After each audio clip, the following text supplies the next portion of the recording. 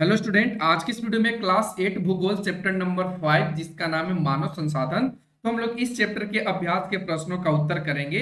अभी से पहले हमने चैप्टर 1 से लेकर के 4 तक करा दिया है। 1 से लेकर 4 तक हमने करा दिया है, जो आपको इस वीडियो के डिस्क्रिप्शन में या आपको आई बटन पर लिंक मिल जाएगा, जहां से जाकर के आप देख सकते हैं चैप्टर 1 से लेकर 4 तक जितने भी प्रश्न दिए गए उन सभी प्रश्नों का उत्तर। साथ ही क्लास 8 से रिलेटेड और भी वीडियो चैनल पर अपलोड है, तो आप लोग उसे भी देख सकते हैं, जो आपको इसी वीडियो के डिस्क्रिप्शन में लिंक मिल जाएगा, जहां से आप जाकर के आसानी से देख सकते हैं। तो चलिए आज के इस वीडियो को फटाफट से स्टार्ट करते हैं और इस चैप्टर में जितने प्रश्न दिए गए हैं उन सभी प्रश्नों का उत्तर समझते हुए लिखने की कोशिश करते हैं। चलिए आपके सामने जो फर्स्ट क्वेश्चन आएगा उसमें कहा गया है कि निम्नलिखित प्रश्नों का उत्तर दीजिए। जिसमें फर्स्ट क्वेश्चन कहा है कि लोगों को एक संसाधन क्यों समझा जाता है। तो आइए पहले इस चीज को समझते हैं कि लोगों को संसाधन क्यों कहा जाता है। तो मान लीजिए यह कोई लोग है और यहाँ पे प्रकृति के द्वारा दी गई चीजें हैं। ठीक है, जैसे मान लीजिए यहाँ पे बालू दिया गया है, ठीक है, यहाँ पे मिट्टी दिया गया है, ठीक है, यहाँ पे आपको पानी दिया गया है और यहाँ पे आपको वन दिया गया है।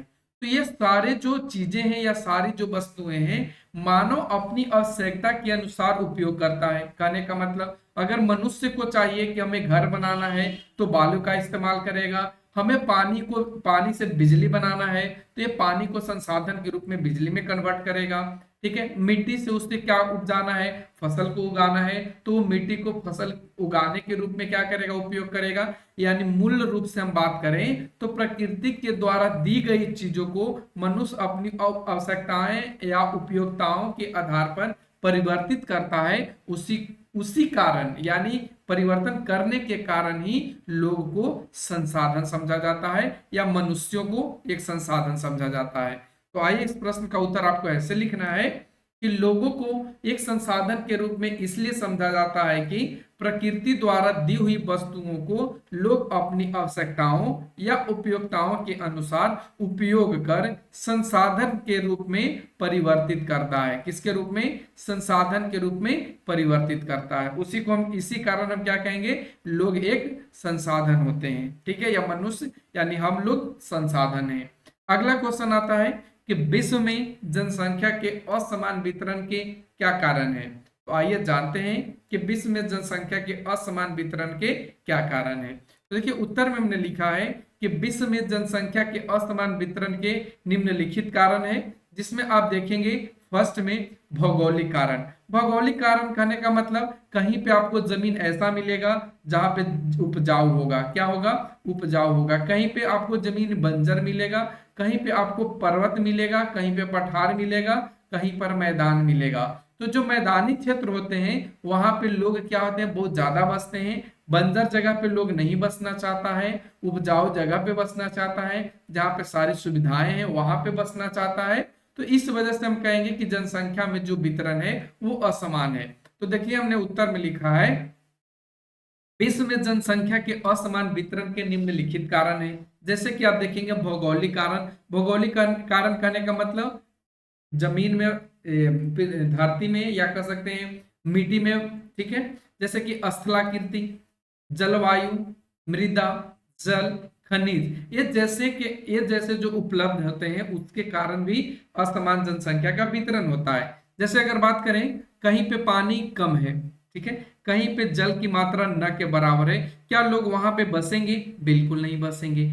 अगर कहीं पे जलवायु बहुत ही खराब होता है यानी बहुत समय तक खराब चलता है, क्या वहां पे लोग बसेंगे, बिल्कुल नहीं बसना चाहेंगे। मृदा वहां पे बंजर है, वहां पे लोग रहेंगे, बिल्कुल नहीं रहेंगे।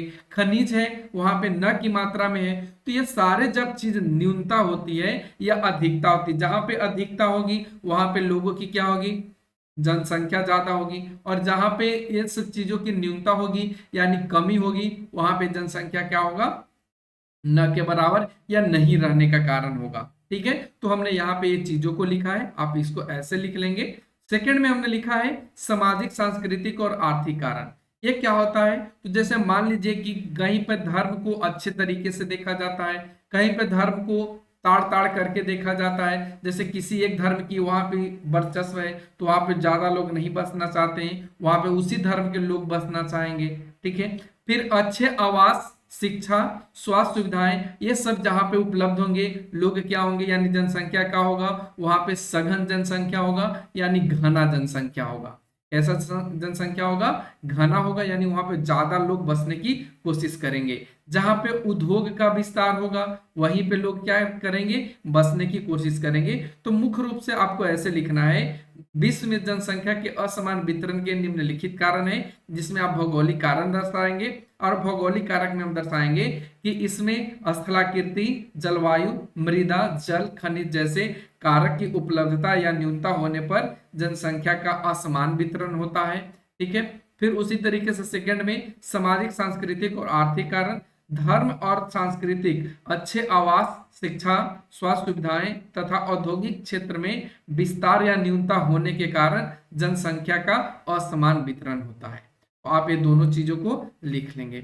अगला क्वेश्चन आता है कि विश्व की जनसंख्या अत्यंत तीव्रता से बढ़ रही है, ऐसा क्यों हो रही है? तो आइए इस प्रश्न का उत्तर जानते हैं। उत्तर में हमने लिखा है कि विश्व की जनसंख्या अत्यंत तीव्रता से बढ़ने का मुख्य कारण खदानों की आपूर्ति, स्वास्थ्य सेवाओं में सुधार, मृत्यु दर में कमी, परंतु जन्म दर में वृद्धि होने से हो रही है। अब इसको समझना चाहे तो हम ऐसे समझा सकते हैं आपको कि जनसंख्या तेजी से बढ़ने का कारण क्या है। जनसंख्या तेजी से बढ़ने का क्या कारण है, 1 से 4 हो जा रहा है लोग।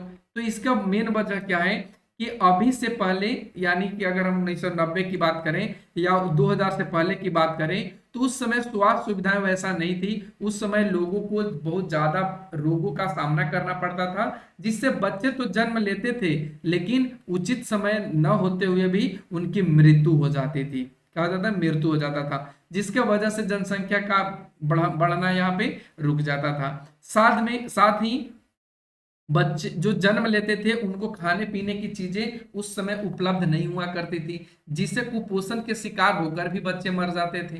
ठीक है, कुपोषण का शिकार भी होकर के बच्चे मर जाते थे। साथ ही मृत्यु दर अभी से उस समय बहुत ज्यादा थी, लेकिन जन्म दर आज ज्यादा है और मृत्यु दर कम है। और उस समय जन्म दर था, मृत्यु दर भी था, लेकिन मृत्यु जो दर है वो जन्म दर से अधिक हुआ करता था। इसके वजह से हम कहेंगे कि उस समय, यानी कि विश्व की जनसंख्या जो आज तीव्र से बढ़ रही है, उस समय की अपेक्षा आज बहुत अधिक बढ़ रही है। ठीक है, इस चीजों को आप समझ पाए होंगे। अगला क्वेश्चन आता है, जनसंख्या परिवर्तन को प्रभावित करने वाले किन्हीं 2 कारकों की भूमिका का वर्णन कीजिए। तो आइए जानते हैं इस प्रश्न का उत्तर। उत्तर में हमने लिखा है कि जनसंख्या परिवर्तन को प्रभावित करने वाले 2 कारक निम्नलिखित हैं, जिसमें आप एक को देखेंगे, जन्म दर। जन्म दर क्या होता है, तो 1000 व्यक्तियों पर जीवित जन्मों की संख्या जन्म दर होता है, यानी 1000 व्यक्तियों में जितने जीवित हैं उनको हम क्या कहेंगे, जन्म दर कहेंगे। और मृत्यु दर क्या होता है, तो 1000 व्यक्तियों पर मरने वाले की जो संख्या होगी उसी को हम मृत्यु दर कहेंगे। ठीक है, तो इसको आप ऐसे लिखेंगे कि प्रति 1000 व्यक्तियों पर जीवित जन्मों की संख्या को जन्म दर के रूप में और प्रति 1000 व्यक्तियों पर मृतकों की संख्या के रूप में मृत्यु दर के रूप में दर्शाया गया है। यही इसकी जनसंख्या परिवर्तन की भूमिका है। अगला क्वेश्चन आता है, जनसंख्या संगठन से क्या तात्पर्य है? तो देखिए उत्तर में लिखे हम यहाँ पे कि जनसंख्या संगठन से तात्पर्य यह है कि किसी देश में कितने पुरुष हैं और कितनी स्त्रियां हैं, वे किस आयु वर्ग के हैं, कितने शिक्षित हैं और वे किस प्रकार के व्यवसाय में लगे हैं, उनकी आय का स्तर क्या है और स्वास्थ्य दशाएं कैसी है। यानी ये सब चीजों के बारे में, यानी कितने मेल हैं, कितने फीमेल हैं, साथ में क्या उनका एज रहा है। ठीक है, साथ में उनको कौन कौन सी सुविधाएं दी जा रही है, क्या वो एजुकेटेड है यानी पढ़े हुए हैं कि नहीं है, क्या वो कौन से व्यवसाय करते हैं, कृषि करते हैं या कोई औद्योगिक करते हैं या फिर जॉब में हैं, नौकरी में हैं, उनकी आय का स्तर क्या है, यानी वे कौन से किस तरीके से अपना इनकम को बढ़ाते हैं, उनकी स्वास्थ्य कैसी है। तो ये सारे चीजों के बारे में जब हमें जानकारी प्राप्त होती है, इसी को जनसंख्या संगठन के नाम से जाना जाता है। तो हम यहाँ पे आपको इस चीज के बारे में रूबरू करवाया। अब आगे बढ़ते हैं आगे के क्वेश्चन। अगला क्वेश्चन कहा गया है, जनसंख्या पिरामिड क्या है, ये किसी देश की जनसंख्या को समझने में किस प्रकार मदद करते हैं। तो आइए इस प्रश्न का उत्तर जानते हैं। उत्तर में हमने लिखा है कि जनसंख्या पिरामिड एक चित्रात्मक निरूपण है जिससे किसी देश के महिलाओं, ठीक है, महिलाओं यहाँ पे थोड़ा सा सुधार लेंगे, महिलाओं गलती टाइप हो गया है, आपको ऐसे लिखना है महिलाओं। ठीक है, महिलाओं और पुरुषों की उम्र, लिंग जैसे संरचना को दर्शाता है। ये आपका जनसंख्या पिरामिड होता है। अब इसके उपयोग करने की, उपयोग में जब मदद, समझने में जब मदद होता है जनसंख्या पिरामिड को, तो वो इस तरीके से होता है। आप लिखेंगे कि एक पिरामिड में 3 तरह की स्थितियां दर्शाई जाती है, जिसमें सबसे नीचे का भाग 15 वर्ष से कम आयु को, बीच का भाग 15 से 65 वर्ष की आयु को, और सबसे ऊपर का भाग 65 से अधिक आयु के स्त्री एवं पुरुष को दर्शाता है, जिससे देश की जनसंख्या की वृद्धि या कमी, बच्चे, युवा और वृद्ध को समझने में मदद मिल जाती है।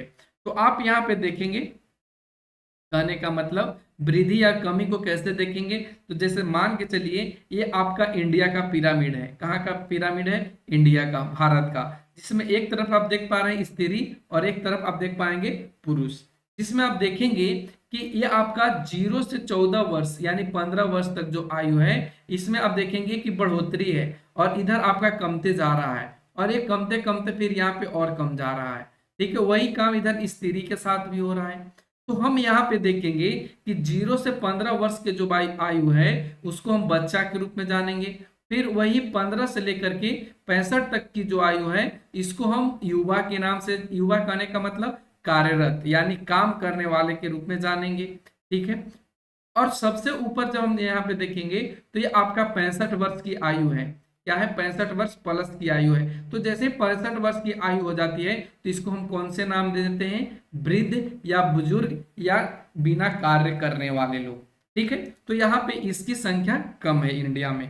तो ये आपको पिरामिड के माध्यम से पता चल जाता है। ठीक है, तो ये आपका पिरामिड हो गया। इसको समझने में क्या क्या जानकारी मिलती है ये हमने आपको यहाँ पे बता दिया। अब अगला क्वेश्चन आता है, सही को चिन्हित कीजिए, यानी सही के सामने सही का टिक लगाइए। जिसमें देखिए क्वेश्चन कहा है कि जनसंख्या वितरण शब्द से क्या तात्पर्य है। ऑप्शन क में दिया है, किसी विशिष्ट क्षेत्र में समय के साथ जनसंख्या में किस प्रकार का परिवर्तन होता है। ख में दिया है, किसी विशिष्ट क्षेत्र में जन्म लेने वाले लोगों की संख्या के संदर्भ में मृत्यु प्राप्त करने वाले लोगों की संख्या होता है। ग में दिया है, किसी दिए हुए क्षेत्र में लोग किस रूप में वितरित हैं इसकी जानकारी देता है जनसंख्या वितरण। तो इस प्रश्न का राइट आंसर ऑप्शन ग बन जाएगा, क्योंकि जनसंख्या वितरण में हम लोगों को पता चलता है कि कोई भी विशेष क्षेत्र में कितने लोग फैले हुए हैं या कितना लोग बसे हुए हैं। ठीक है, तो इस प्रश्न का राइट आंसर ऑप्शन ग हो जाएगा। अगला क्वेश्चन आता है, वे तीन मुख्य कारक कौन से हैं जिनसे जनसंख्या में परिवर्तन होता है। क में दिया है जन्म, मृत्यु और विवाह। ख में दिया जन्म, मृत्यु और प्रवास। ग में दिया जन्म, मृत्यु और जीवन प्रत्याशा। तो इसका सही आंसर ऑप्शन ख बन जाएगा, जन्म, मृत्यु और प्रवास। अगला क्वेश्चन आता है, 1999 में विश्व की जनसंख्या हो गई, यानी 1999 में विश्व की जनसंख्या कितनी हो गई थी। इसका सही आंसर होगा 6 अरब। अगला क्वेश्चन आता है, जनसंख्या पिरामिड क्या है। क में दिया है जनसंख्या का आयु लिंग संगठन का आलेखीय निरूपण। ख में दिया है जब किसी क्षेत्र का घनत्व जन घनत्व इतना बढ़ जाता है कि लोग ऊंची इमारतों में रहते हैं। ग बड़े नगरीय क्षेत्रों में जनसंख्या वितरण का प्रतिरूप।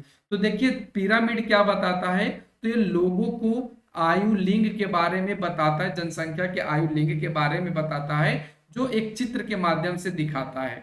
तो इस प्रश्न का राइट आंसर कौन सा बन जाएगा?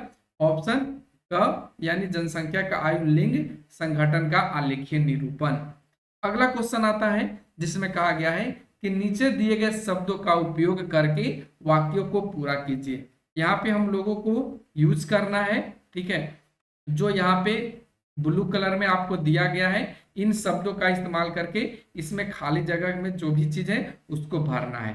तो चलिए, फर्स्ट में कहा है कि जब लोग किसी क्षेत्र की ओर आकर्षित होते हैं, यानी उनको जाने में अच्छा लगता है या उनके मन को लुभाता है, तब यह खाली जगह बसा हुआ बन जाता है। तो जब आकर्षित करेंगे लोग तो वहां पे ज्यादा जाकर बसेंगे, जब ज्यादा जाकर बसेंगे तो वहां पे क्या हो जाएगा? घना बसा हुआ क्षेत्र हो जाएगा। इससे प्रभावित करने वाले कारकों के अंतर्गत क्या होता है? जलवायु यानी अनुकूल जलवायु। क्या हो जाएगा? अनुकूल जलवायु, खाली जगह फिर दिया है तो यहाँ पे अनुकूल जलवायु, यहाँ पे क्या बना जाएगा? प्राकृतिक। ठीक है, प्राकृतिक संसाधनों की आपूर्ति और खाली जगह जमीन आते हैं। तो कैसे जमीन आएंगे? प्राकृतिक और उर्वर जमीन आएंगे। और इस तरीके से आपको यहाँ पे सारे प्रश्नों में सारे खाली जगह में भर लेना था, जो हमने आपको यहाँ पे भर करके दिखाया। ठीक है, यहाँ पे एक छूट गया है, आप यहाँ पे लिख लेंगे उर्वर। उर्वर का मतलब उपजाऊ। ठीक है, तो इस तरीके से आज के इस वीडियो में बस इतना ही, क्योंकि चैप्टर में इतना ही क्वेश्चन था। तो कैसा लगा आज का वीडियो कमेंट सेक्शन के माध्यम से जरूर बताइएगा। Thanks for watching, take care, bye bye.